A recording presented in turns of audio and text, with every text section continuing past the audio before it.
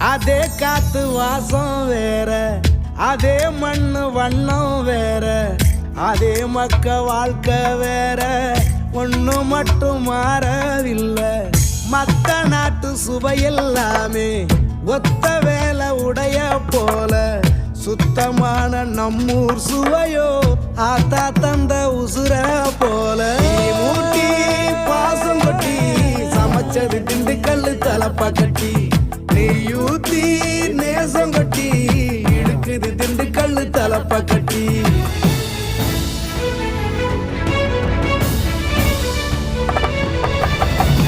மூட்டி பாசம் கொட்டி சமைச்சது திண்டுக்கல்லு தலப்பா கட்டி, நெய்யூத்தி நேசம் கொட்டி படைச்சது திண்டுக்கல்லு தலப்பா கட்டி.